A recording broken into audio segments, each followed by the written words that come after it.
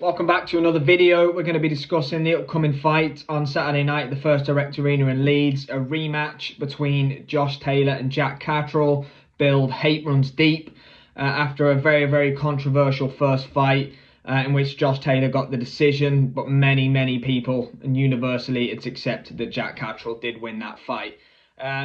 What's not talked about an awful lot is the fact that the fight wasn't a great fight on paper. It was a bit of a stinker, actually. However, it got people talking as it was marred with controversy. For me, there's quite a few factors in this fight. Obviously, both men have fought a couple of times since then. It was in 2022. Now it's a good couple of months over 2 years ago. For me, Josh Taylor has, aged a little bit since then. He's had a few injuries.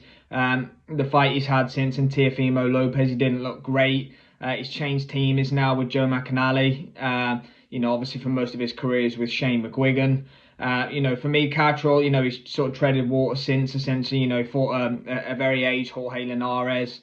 I think Foley was the other one he fought. He knocked him down, but it hasn't looked sensational himself, to be honest. But that's probably due to the level of competition. But it all comes down to Saturday night now in Leeds. For me, it's going to be a much more interesting and better fight than the first one. Hopefully we don't get too much controversy. My prediction for the fight, I think we're going to get, two guys who can't wait to get their hands on each other. The way I see it going, although he's not a big puncher, I do think Jack Catterall is going to stop Josh Taylor. My reasoning behind it, again, from what I saw at the press conference today, which was very subdued. Didn't expect that. The guys have barely been able to get their hands off each other in the build-up. But I think Josh Taylor looks dead at the weight. I think he looks dead at 140 pounds. I think he's been struggling to make that weight for years. He said in an interview that he wanted it at 140 because he thinks Catterall's dead at the weight. I think Catterall looks better at the weight than Josh Taylor does. Even in the press conference today, Josh Taylor looks so gaunt in the face. Catterall had him on the deck in the first fight as well.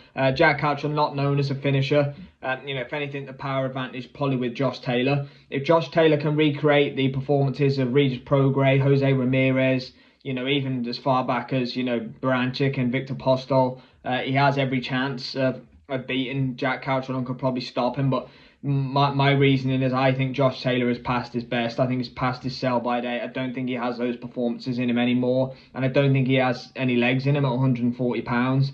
I think Catterall will probably stop him late. I think Taylor can take a bit of punishment. But, obviously in the first fight, Jack Catterall fought a bit of a spoiling style as well. Taylor alludes to that quite a lot. A lot's mentioned about both men underperforming in the first fight. I actually think Catterall fought an okay fight.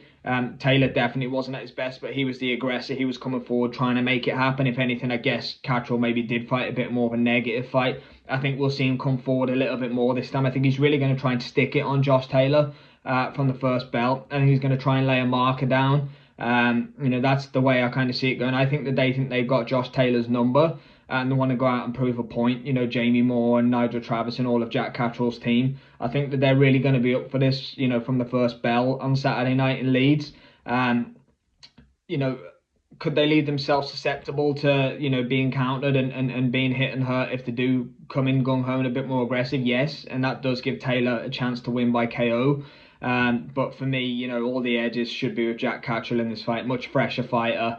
Looked the better fighter in the first fight. Josh Taylor hasn't looked like himself in the last two performances.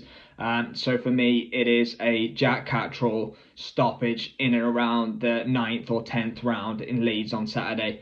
Again, there's many routes to victory for Josh Taylor, but that's just the way I see it. It's going to be interesting to see how both men look at the weight tomorrow. But for me, Taylor looks sucked in. He looks gaunt.